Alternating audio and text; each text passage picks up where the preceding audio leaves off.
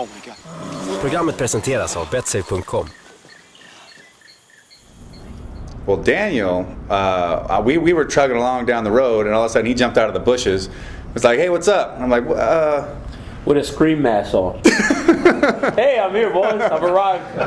Right? Okay, let me crash. We all had to fight there, though. Someone tried to say to me, "Oh, didn't that upset you that he didn't? You know, he got." I go, "No, he fought every single time that we fought too. Essentially, you know, even if it was a prelim fight, he was out. He was still fighting. So he earned his spot there, and he went in and fought Bigfoot and knocked him out. I don't really see any reason why anybody should take any kind of offense or slight at Daniel being in the finals. He earned it." Well, it's exciting for me, obviously. It really hasn't been any disappointment. You know, I fought last January against Devin Cole, which was like my opponents have gotten tougher gradually. And then I fought Jeff when these guys fought in Dallas, and fought Bigfoot. So, I mean, I've had success, and there hasn't been any disappointment. You know, I've only been given an opportunity to really elevate my status in MMA, you know, and elevate myself to a point where I'm fighting the best guys in the world. And as I've said from the very beginning, that is my ultimate goal. You know, I started to get high-level competition, and that's what I'm used to from wrestling. And I got given the opportunity, I took advantage of it, and now I'm fighting a guy that's been at the top of the sport for a long time. So who's that? Exactly why I started is what I'm getting right now, you know. So it's a good time for me. I'm happy. Well, when you get done fighting that dude, like, tell me, because I want to avoid you. Hey, Josh, any disappointment, that perhaps you weren't able to face Overeem? You know what I'm disappointed about is that I did not come prepared today. I don't have a smoking jacket or a nice pipe going on here. That would have worked in here for sure. You know, the beard is okay. You know, this works. This is suitable for this environment. I don't care. I mean, if I'm going to fight Overeem, I'll fight him eventually. If I'm going to fight anybody, I mean, it's all going to come around. It's not. I stopped a long time ago caring about specifically who I fought, and only gave a damn if they were willing enough to sign their name to the dotted line. Because I've had plenty of people not be willing to face me in the ring, in the cage, whatever, Japan, United States. And I just, you can't make fights happen. The only way you can make a fight happen is if you go and track the guy down in the bathroom and say, all right, it's going to happen, and start swinging on somebody. Otherwise, you got management, you got the promoters, you've got all these different factors that can come in and nix a matchup. So why care anymore? Just train. If somebody steps up, take them out. And eventually, if you're climbing the ranks and if you're winning your fights, you're going to end up fighting the people that matter. And all I could ever be concerned with, and all I ever will be concerned with, is the person that's in front of me. Going after some mythical creature that's going to supposedly elevate whatever. It's like, no. They got to fight me to get elevated, not the other way around. Have you heard any criticism from people saying that, hey, do you really belong? I mean, have you sensed any of that? Do you feel disrespected or a big underdog, or do you feel like you fought one extra time basically, right? Yeah. No, I haven't really heard that, and if I'm an underdog, then it's just because of the things that he's accomplished in the sport. I mean, but as I say time and time again, the bookies and the people that make these odds don't fight. We do, you know. So I got to go into the cage on May 19th and take care of business. I mean, all that other stuff, you know, it just really doesn't concern me. You know, somebody can come to my face right now and say, Josh Barnett is going to kick your ass. Okay, let him do it. You know, that person can't do it for him. Josh has got to do it. Well, I was going to try and pay a few people. You know, but it's just the truth. You know, so I have to take care of myself. My destiny is in my hands. You know, and if you don't look at it like that, man, you're truly cheating yourself. So, no, I don't pay attention to that. And if people believe that I'm in over my head or I don't deserve to be here, well, tell me why not. I've had only success so far. I haven't lost. I haven't went in there and just put on a total, boring fight. And as my opponents have gotten tougher, I've gotten better. So there's no reason to believe that I don't belong in this position. When you started this tournament as an alternate basis, did you ever think that this was a possibility, or were you just, hey, I'm going to fight, I'm staying busy, I'm just getting experience or what have you? Well, I mean, I was on the outside. You know, I didn't. To me, this tournament was so big. I never thought for a second that any one person would give up their chance to win it. So I was like, it doesn't matter through injury, anything. If you have a chance to go forward, these guys are going to go forward. So being an alternate really doesn't matter because it's just too big to actually pull out of. And then when Overeem did pull out, and they said, Daniel, you know, you're going in because Del Rosario had gotten hurt when we were supposed to fight each other. Daniel, you're probably going to have to fight Bigfoot Silva. I go, okay, that's fine. They go, are you nervous? You know, people ask me, are you nervous? No, not so much. It's just competition to me. I've competed my whole life. I mean, and I enjoy it. I enjoy competition. I mean, I just enjoy it. I mean, I watched it as a fan in the beginning. You know, I was a fan. I was like, oh my God, these dudes are going to have to scrap. And the winner of this thing is going to be, you know, way up there in the rankings. And now it's just a chance for me to do that.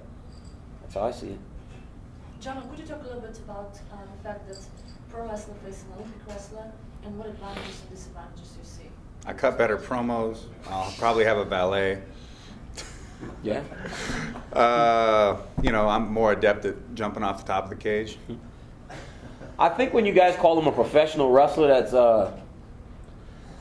maybe some of his opponents have listened to that. This guy's not a professional wrestler. He wrestled. He's a wrestler. And then they say, oh, it's your Olympic wrestling versus a catch wrestler. No, he's a wrestler. Because in order to do all that stuff he does on the ground, he has to get you down. This dude's a wrestler first, man. And I think that's what people don't understand, and people misunderstand that. They think, oh, Josh is over there doing professional wrestling, and no, Josh is a wrestler. Josh takes people down, and then you're in his world, and he submits the vast majority of the people he's fought, probably like 20 people out of the 30 wins. You know, so he's a wrestler. You know, don't get confused in thinking that Josh is a professional wrestler, and he's a wrestler and a fighter. And so people thinking, you know, you're fighting a professional wrestler. No, I know better than that. I'm a smart guy. But Josh, you do call yourself. I do refer to myself as a professional wrestler in the sense of you're not doing any knee drops and stuff. No.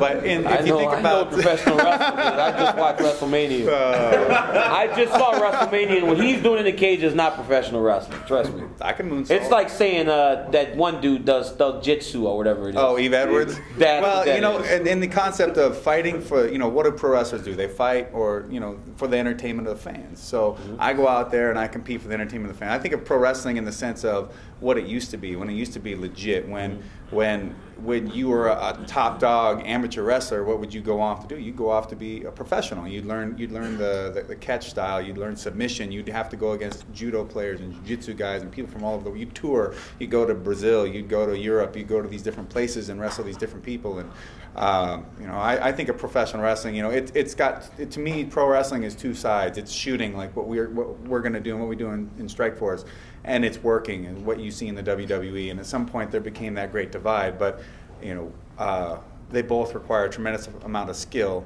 They're both similar and yet different. And I think you know, a professional wrestler should know both sides. Because if you want to go out there and capture everybody's hearts and have them get so invested in something, into a fight, to the point that they forget what they're watching, that it is, you know, a worked outcome, then you should know what a real fight is like. You know, it's akin to you know, we all know that there's special effects in movies, but we don't go in there and go, that's fake.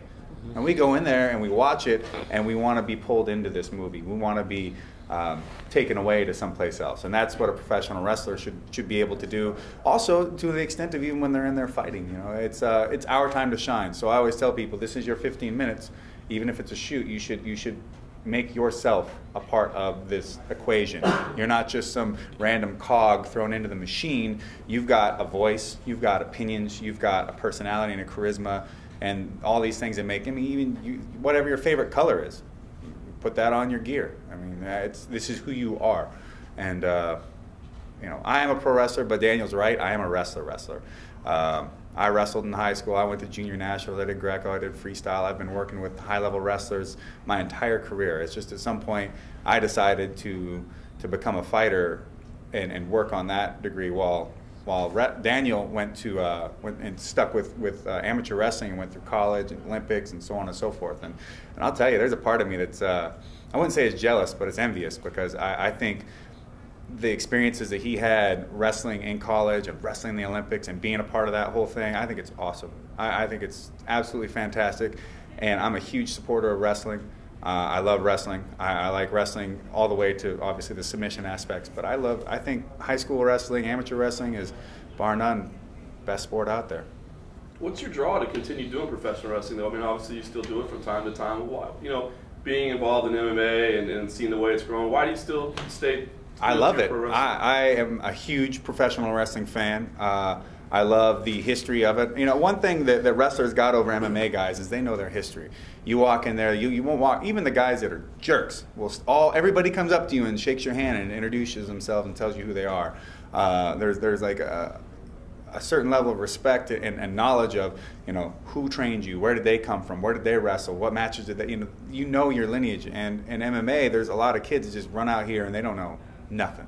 They couldn't tell you what pancreas was. They wouldn't tell you, who was even, let's say, Dick Vrij in rings. Not that they really need to know that, or Volkan, or all these different, these guys came ahead of time, and it's not as if you should worship them on an altar, but you should know your past. You should, just like with wrestling, we know who Danny Hodge is. Daniel and I have had all sorts of conversations about what a badass that guy would have been if he was around in his prime in this era. Boxing champion and a wrestling champion. But that's, MMA is kind of a new era of sport, and culturally the kids just aren't so hip to knowing where they're from. But I love that about wrestling. I just, for the same reason of listening to Daniel talk about all the memories and all of us chit-chatting over breakfast about when this guy wrestled that guy at WrestleMania 4, so on and so forth, I love it. I like being able to say that I'm a part of that. Your mindset has to be different going into a fight, an MMA fight, versus your professional wrestling fights, I would think. It is, and yet it isn't. I got to go to the pro wrestling ring with the attitude of this is a real fight.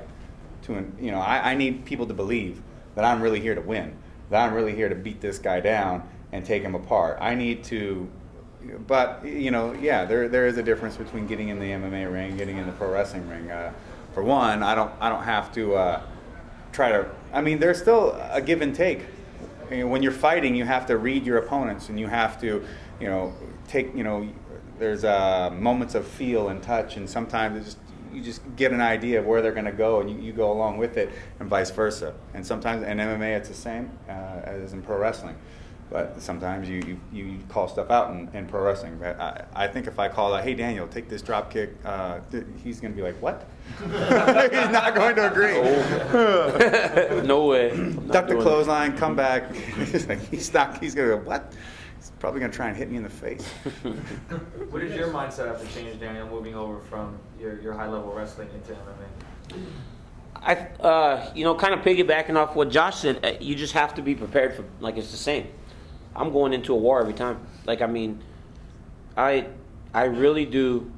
My coach was telling me the other day, he said, he goes, it's kind of weird that you're so calm with the level of your experience level. I go, I've done this a million times. He goes, what do you mean? I said, every time I wrestled, I said it was the same exact thing. I go, so not only am I just getting a chance to compete, but when I'm in a fight, I'm confident that skill, my one skill, that I spent a lifetime, as Josh said, I went through the whole thing. I went from high school, and in high school when people had summers, I wrestled in the 15 and 16-year-old world championships. I went to Budapest, Hungary as a 15-year-old kid by myself and got a bronze medal in the world. Then I went to college. And then I went to the post-Olympic, post-college, wrestling the Olympics and everything. And every time it was the same. I spent a lifetime gathering this skill, and I know going into that fight that 99.9% of the time, that skill, which is shown to be the most dominant skill in mixed martial arts, I can do it better than anyone else. And that, more than anything, makes me calm and confident. When was the first time that you realized noticed MMA and realized it was a viable option for you moving forward in your career? 2001, my manager now, Dwayne Zinkin, called me, said, you know what, this thing's gonna blow up. Right after I was an NCAA finalist. Right after I graduated college, he called me and said, you know, I think you'd be good at it. You're naturally a gifted athlete and hard competitor. I said, you know what, Dwayne, who is an All-American himself, I said, you know, I sat in my house in 1996 and I watched Kurt Angle, I watched Tom Brands, and I watched Kendall Cross win Olympic gold medals. And I said on that day, I want to give myself a chance to do that. I said, so I want to try and be an Olympian. And he goes, okay. He goes, when you're done, give me a call. And that's what I did. But I watched it all the way through. So in 2001, I was made aware, and I kept an eye on it. I watched guys like Josh compete, and I watched all the guys compete. I mean, and then around 2008, right after my second Olympics, I was like, you know what, I think I'm going to give it a try. So yesterday, we were walking back from the Omni Hotel, and we passed by the Olympic Park. You know, and it brings this rush of emotion, because that's what I saw. You know, and when on that day, I said, man, I've got to be an Olympic champion, or I've got to give myself the best chance to do it. So I'm taking pictures at the Olympic Park, and Luke and them are like, let's go, man. Care about this, you know, like we just want to go. We want to get back to the hotel. But I'm standing above it trying to get pictures of the rings. And I'm looking at the water, because I sat there in amazement at watching this event on TV. So being here, just that, you know, makes me kind of jittery a little bit, especially with London coming up, and it's just, there's no difference. I mean, I'm sorry, I kind of went off, but there's no difference. There's no difference. The Olympic trials are coming up this weekend.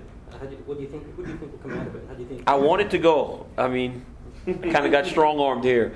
I wanted to go to Iowa City. I was really trying. I tried, but didn't work out this time. But I think our Olympic team, my choices are Angel Escobedo, Sean Bunch, Brett Metcalf, obviously Jordan Burroughs. He's a world champion last year.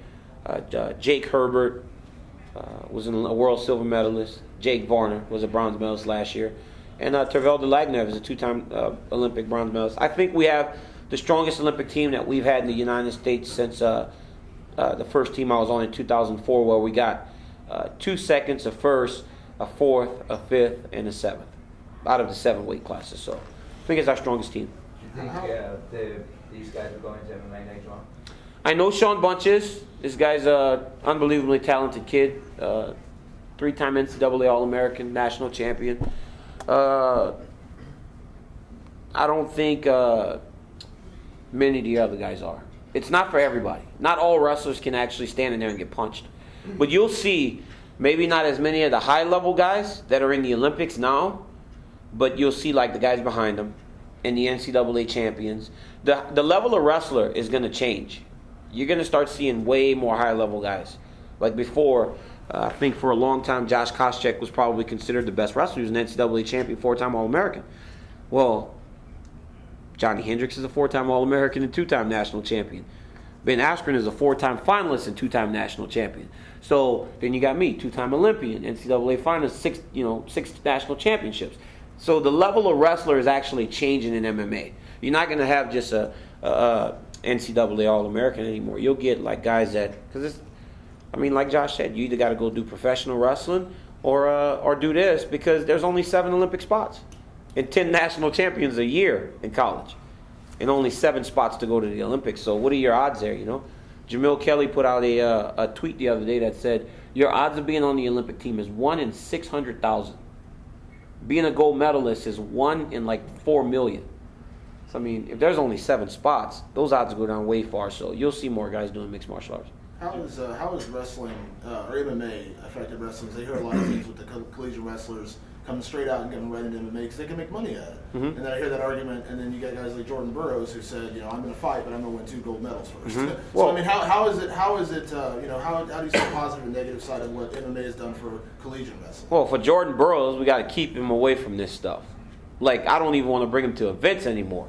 I brought him in Columbus, and his eyes were so big, and I was like, oh, this is no good. Let's get out of here. We need him to wrestle. Like, he's the best. He's the best. So we got to keep Jordan away from this. Like, by all means, we got to keep him in the wrestling arena. But it hasn't. I think it's helped, but it's affected us in a sense that we lost a couple guys that I think probably could have been on this Olympic team.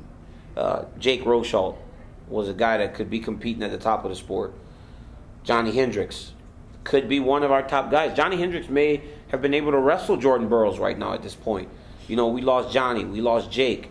But think about it, that's only 2 guys in the last Olympic cycle, which is every 4 years. So it hasn't affected it that much. But because Mo and I were done. Like, our wrestling careers were already over. So we saw our dream through. But if we start losing guys like Jordan Burroughs, and I say we because I'm talking about the wrestling community, then, I mean, it's obviously potentially a problem because it just affects the longevity of the sport that we love, you know.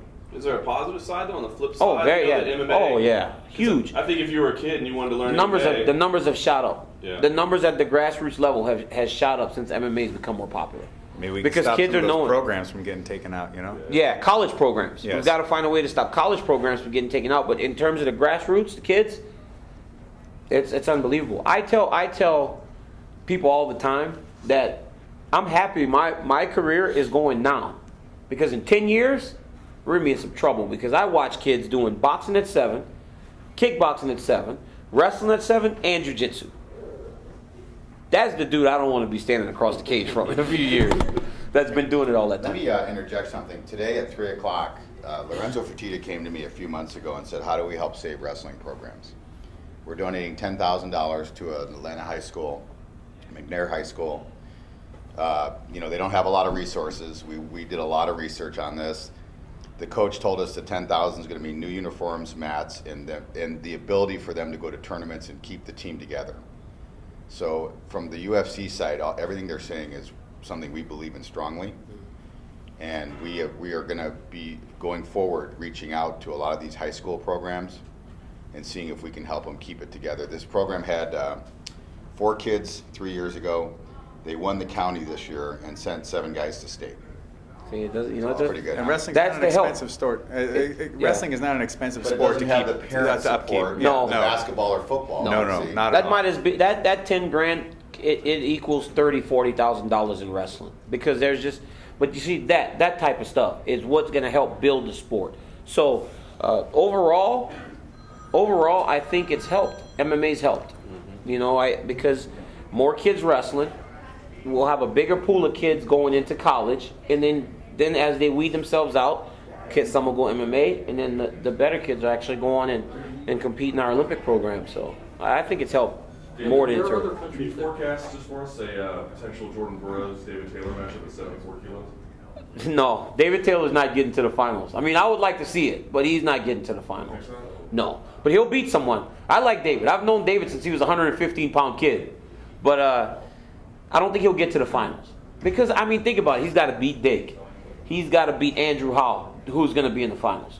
Andrew Howell is going to wrestle Jordan Burroughs in the best 2 out of 3. But I mean, nobody's beating Jordan. You can't go through that tournament where you have to wrestle Dake, you have to wrestle Taylor, you have to wrestle Howell, Trent Paulson, you have to wrestle like a ton of guys, and then go and beat the best wrestler in the world 2 out of 3 that same day. So one guy has to go in, wrestle 3 or 4 matches in the morning, get to the finals, and then beat Jordan Burroughs. I mean, so Jordan Burroughs is going to the Olympics. That's one you could pretty much put in the bag right there. Now, there's other countries that are also excellent in wrestling, Russia, Iran. Do you think any of those wrestlers eventually would go into MMA? Because you don't really see it right now. The Russian wrestlers are the best, hands down. They're the best. They've been the best. But it's a different style of wrestling. You know, they're very lax. They're not as high intensity as Americans, and it's just real laid back. I don't see many Russian wrestling guys being very good MMA fighters. Their programs are really super strict too. Like, Yeah, you know, it's this different. is America, right? So you can go to school, you can go what, and then you know, if any choice, you could go and you know, Kevin Jackson's like, hey, we need you to stay wrestling. You might go, well, you know what? I want to fight. Yeah. Sorry, Kevin, I love you, but I gotta go. In Russia, you go, hey, coach, and they just hit you with a blackjack upside the head. And Yeah, pushes you down. They choose them like when they're young. They put them in both, and I see like the guys. They say they what tendency they have. Like if a kid actually takes the Greco-Roman better, okay, at 5 years old, you're gonna follow the Greco path. If you're like a better freestyler, then you just follow that path. Whereas we go to college and we don't do freestyle for 4 years, and then it takes us 3 years to get the hang of it again because the Russians are just beating us up. Hey, your boy, I'm sorry. Are you Russian? Yes. I know you are. Damn! I heard her voice. I was like, oh, damn. About that. I was like, she's laughing. She's like laughing because like I mean, because it's true. it's so true. It's so true. I mean, it's not taking. I mean, obviously, can't take anything away from him. But I stood when I got my world medal in 2007. I got third. I stood on that podium and listened to the Russian national anthem. They had 7 weight divisions, 6 times. 6 champions out of the 7 weight classes. And do you know what the other guy got?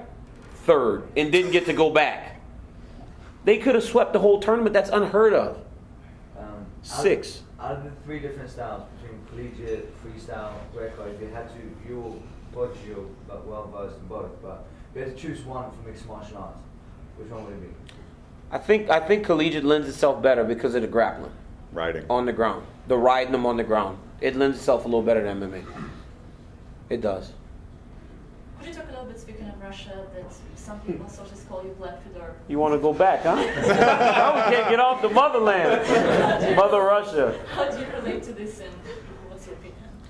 I mean, I think, anytime you kind of, I think highly of him. So anytime you compare to him in any sense of the word, I think it's an honor. This guy, he won 30 fights in a row. Who does that? That's impossible, actually. And, I saw Cain Velasquez lose. I didn't think he would ever lose. And Fedor won 30 times in a row. And fighting the best guys in the world. So I think it's an honor to be compared to him. Whatever, in any way. You know, he's a great fighter, great champion, and has been a great champion for a long time. So I'd take that longevity any day. Do you see that similar? Somewhat. Because they both have explosive takedown and striking games, and a lot of top control and dominance. Which is, essentially, that was Fedor's bread and butter was just laying into people and then just boom, put them on their back, always being on top, not being on their back, and good posture. So I don't know. I guess, but Daniel's Daniel, and Fyodor's Fyodor, and there are some similarities, but I think if you really watch them, you can see the difference between the two. And I think it's cool though. That having that reference coming across shows the interest on a global level, and shows fans in really getting deeper into the culture. So, if you guys don't mind, would you mind both commenting on Fedor's opponent was named today? Who is it? Pedro Rizzo? He can talk about him. They fought a couple times. I've only watched Pedro from afar. I thought he was great, but I think the last time I saw him fight was against Jeff Monson. I watched him and Jeff Monson fight in Australia. Yeah, and he still beat Jeff. He beat Jeff. It was in Rio or something. He's still pretty tough. He's big. He's a big guy. Pedro's a big guy. He's heavy-handed. He's got strong low kicks, great counter punches, a good overhand right. He just against Fyodor though, with his speed and nice clipping hook shots, could be a very difficult matchup for Pedro. But his footwork is pretty good, and so is his takedown defense isn't horrible. It's actually it's good at arm's length. I wouldn't say that Fyodor wouldn't take him down, but I know he could give Fyodor trouble with that. I think he's got the shots that are going to come from both sides are both the kind of things you don't want to get hit with. That's what makes him so special is his speed, though. That's what always made Fedor so special. Is he's so fast for a heavyweight. If you watch him, he's got tremendous hand speed, and I think that's what made him special. When you start getting into heavyweights and you got some hand speed, it gives you a real good advantage over guys. Well, as heavyweights, a lot of the fans were disappointed in the matchup, saying that Rizzo hasn't fought in 2 years because he's a Fedor right now. Says as heavyweights and fans of the sport, what do you think of the matchup and what Fedor? There's just not that many guys out there. Do? I mean, there's just not that many heavyweights out there outside of the guys that are on the Zuffa. Would you rather see him not fight at all? At the end of the day, it's not necessarily always up to Fyodor who he gets to fight. If someone is willing and able to go out there and get a match and step up, and he says, well, you put it out there. Don't believe that Pedro was the only guy asked. No, it goes all the way back to what he said in the beginning. Most guys don't want to fight. Most guys don't want to go to Russia and fight Fedor. I don't know if I would. Make his ass come over here. They got planes. Yeah, they got planes. I'm not listening. I don't want to hear that national anthem. I've heard it enough over the course of my wrestling career. But that's the option. What, not have him fight at all? Oh, we don't want to. Oh, this is blah blah blah. He hasn't. Just, well, okay. How about he just sits around and sticks his thumb up his butt for another 6 months? I mean, and there just aren't many guys. Like there's just not that many guys because who would be okay? You know what I'm saying? Like if they said, okay, Fedor's fighting Rose Gracie. Oh, well, that dude got beat by Joey and he got flushed out in the UFC one fight. He's not sufficient. Okay, now it's Bobby Lashley. Oh, well, he's just a professional wrestler, got beat by Chad Griggs. It's always going to be something, so there's just not that many guys. The best guys are under the Zuffa umbrella, and he's not, so he doesn't have many opponents to choose from. Let the fights turn out. Let's see how it goes. I mean, it's one thing to talk about, this is going to be a miss, whatever, I mean, and then just let them go. Once the punches start flying, who knows what's going to happen? Could be an amazing fight. Could be, spectacular. Just speaking about the Zuffa umbrella, when a lot of heavyweight guys were leaving for UFC, you stayed in Pride in order to face Fedor. Yeah. What was it going through your mind when you were doing? Well, when I was in Pride at the time, that was the best heavyweight division in the world. I don't care what anybody says. We had the best guys. We were the toughest, and I don't believe that the guys in UFC at the time could have hacked it where we were at. It was, and plus our rule set where you're soccer kicking and stomping a guy's head and throwing knees to a grounded opponent. It was a fast, dynamic game, and things could end quickly. We were top of the heap. Why would I leave? Plus, at the time, when I got over there and I was coaching Bob Sapp, we were walking out in front of 93,000 people. We haven't done anything like that over here yet. I was doing pro wrestling matches in front of 50,000, main eventing. Doing TV shows, doing this, doing that. I mean, there was no reason to leave Pride. It was everything that you could have wanted, and it had the infrastructure outside of MMA that we now possess here. It's taken up to this point to where you could do that. The outside world would recognize what you were doing within the cage, and Japan was far ahead of that. Nowadays, Daniel and I, we can. We have the opportunity to go to do different stuff, or you watch someone in a commercial for something completely non-MMA related, or doing press with non-MMA press and getting into the mainstream media and pop culture. That was not here, even when Pride was going strong and UFC was active. It just wasn't there yet. So Pride was the place to be. Guys like Fyodor, myself, Mirko, Nogueira, some of those guys I believe were in their primes also in that point in their career. So it was a great heyday. And if you'd never been to a Pride show, sorry, that shit's over. So you missed something really cool. Both of you been wrestling historians almost and following the wrestling development in the United States. You look at European MMA fighters, and a lot of them come from a striking background, especially the Dutch, and obviously the Europeans coming into the UFC as well, but most of them lack a wrestling background. Looking at the development of wrestling, you have guys start wrestling at a young age now, but the level of wrestling over there, with the exception of Russia, is not very high. How long would it take for European fighters to get to a competitive level compared to I think you're seeing it already. I think those guys are getting a lot. I mean, look at Bisping. Bisping's phenomenal. He's got great takedown defense. He understands the positioning. Like you just have to understand the positioning. Once you do that, you're fine. I mean, Bisping has. I mean, look, he gave Chael all he could handle. He gave him all he could handle, and Chael's got some of the best MMA takedowns I've ever seen.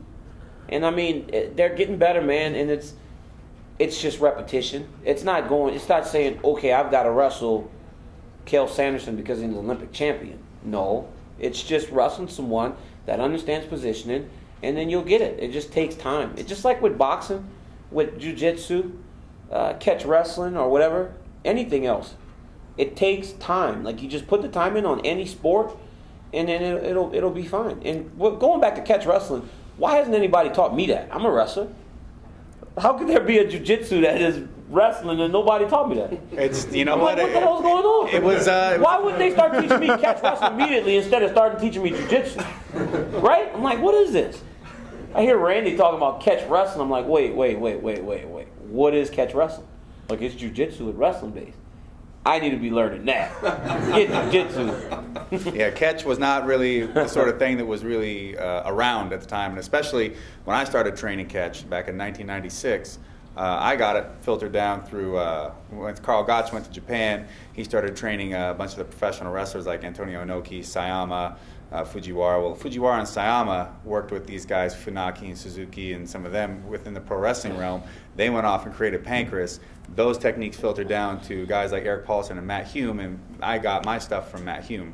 And then eventually trained with Billy Robinson, who was a British Commonwealth wrestling champion, wrestled all throughout Europe, amateur wrestling, and then was trained at the Snake Pit in Wigan, England, learning submission from him. And then I got a little bit of time with Carl Gotch, and also training now, and for the last six years now, under Eric Paulson, who learned from Sayama, who learned from Yorinaga Nakamura. So that lineage comes down from the Japanese, and then also from the Wigan side of things of catch. But I remember being a kid and back in the day of fighting and meeting jiu-jitsu guys back then. They're like, "Oh, well, what's your belt?" And I go, "I don't train jiu-jitsu at all." So they just like scoff, laugh, and start snickering, and snot bubbles are coming out of their nose. It's so hilarious. It's like, okay, well, let's get on the mat, and then go and put a neck lock on somebody and have them scream at you that that's illegal. I go, I don't, and under what rules? And then looking back at old wrestling, I'm sure Daniel's heard it before. Oh, wrist locks are illegal. Well, they're not just talking about this. They're talking about top wrist lock, double wrist lock stuff. There's a video from like the teens, the 19-something, like 1919 or 19 whatever, NCAA championships, and guys are wrestling off their back. They're going for double wrist locks. They're looking for different stuff. And wrestling used to have this submission aspect tailored into it, but obviously we've taken that out. And this is just this isn't reinventing the wheel. This is just rediscovery. You can't even grab a guy's neck and wrestle. They start yelling, referee jumps in, guys start tapping out. Yeah, I was talking to Joe. It's crazy. You can have them with the arm trying to put a headlock. Guys are all tapping out. The referee starts scolding you. Yeah, Dave Schultz. I almost got kicked out of a kids wrestling tournament a couple weeks ago. Because I was at the kids state tournament, and one of my boys had a snake where he's trying to turn him over. Referee starts freaking out because the kid's yelling. I go, "What did he do wrong?" I go, "You tell me right now what he did wrong." He goes, "He did a twisting neck crank." I said, "That's not even a move." He's like, "You're out of here." He tried to throw me out of the tournament. I'm not going anywhere. We know you taught it to him, by the way. So. Hey, but my boy's getting beat. I'm like, choke him. Let's win. All right, so just a couple more questions. Work for Dave Schultz. Then we'll break off one-on-ones for you guys. We have limited time in the room, okay? So. Yeah, just going back to your fight, guys, do you kind of see the potential rewards of past, just the title of being Grand Prix champion? Because a lot of people are going to be asking for this Grand Prix champion to fight the UFC champion down the line. I think you would be doing yourself a disservice if you looked at that. My sole focus is right here. It has to be. Because if it isn't, I'm cheating myself. I told myself when I stopped wrestling that I'm not gonna make the mistakes that always cost me in wrestling, where I would give away matches. I'm not gonna give away fights. I'm gonna put myself in the best situation to win a fight. And by thinking about fighting whoever's the UFC champion in the future, it only sets yourself up for failure. So my focus is solely on Josh. It has to be. I'm really attractive and interesting, so that's another reason. You can't stop thinking about me. You're right, I can't. Who cares? Who cares? I have, just like Daniel says, I have one fight in front of me. Anything is possible, sure. I mean, we could all meet up at Starcade in the Omni at some point. But I don't, until that day happens and that piece of paper is in front of you and you get the chance to sign it and you know it's going to happen, it doesn't exist. It's just about as believable as, I don't know, I was about to say something probably controversial, but at any rate, you got to train for the fight that's in front of you, and let the fans speculate until they get a nosebleed. And style fights, man. Style fights too. You got to think about how you match up with a person. Like this style, you see, I've got dark denim and some straight up high top chucks. Nice leather jacket and little button-down shirt, and Daniel's got. I will give him props on those Pumas. Those are some really nice shoes. I do like those. Yeah, but we are. shorts and a t-shirt. So Okay, that's only because I forgot my jeans. I forgot he my is jeans. always telling me how. Okay, so I was gonna show up, and then all of a sudden somebody Yeah, just did wait something, till, and then wait till tomorrow night at the fight. I'm be looking like Rashad Evans. Yeah, you know how that is. I'm gonna be looking like Rashad Evans, and you know how that is. all right. I know how we'll see. Rashad looks. You gonna have a bow tie and all that? I'm gonna look great, very dapper and distinguished. Very dapper? Yes. Very, Cross my legs back. And very Andre 3000 up in here. Have you guys? I mean, it doesn't relate to you specifically, but have you guys taken any pleasure in how good the Strikeforce heavyweights have done and going to the UFC? I mean, when they notch those wins, do you go, yeah, see, I told you? Yes. Well, it's just only because like it's not. This is where it gets confusing. Most people, like the UFC guys, they wouldn't say stuff like, "Oh, you guys are terrible." I mean, nobody ever said that. It's the fans always like, "You're not fighting the best guys in the world." It's not anybody from the UFC saying that we're not fighting the best in the world. It's just the fans. So then the fans, you start going, well, maybe. So I'm thinking, okay, I just beat that dude, and then 10 fans are like, he's a can. And I'm like, oh, damn, was that dude really that bad? You know, like they start to convince me that I'm fighting terrible people. I'm like, damn. So then they go over and they do well, and I'm like, well, I mean, yeah, it almost. Look, the UFC is the biggest show in the planet. You know, it's the biggest show. When guys go over there and have success, it just pretty much, it kind of just says, you know what, these guys are tough. I mean, LeVar had lost twice, and he knocked Joey, you know, out the building. And then, you know, all those guys, they're doing great, you know. So, I mean, it's good in that sense, not to stick it to anybody in Zuffa because there's no confusion there. It's the fans that need to recognize that we were fighting high-level competition. There's a lot more parity than people than they think, and it just goes to show that it doesn't. It's not necessarily always about where you're at. It's just that there's great fighters and athletes amongst the world, everywhere. And you know, give them the right stage, and you're going to see that. And UFC is the biggest stage. Everybody knows that. Although May 19th, you know, we're going to shine real bright. Yeah, I promise you that. We'll give you guys a good show. I promise. People are going to start going, oh wow. I got to see more of that. All they're going to do is say, let's get these guys over to the UFC. Well, yeah. They won't say, let them fight in Strikeforce anymore. Well, it's time. You guys are ready now. You can go to the UFC. Oh, really? I wasn't ready before? Okay. Thank you.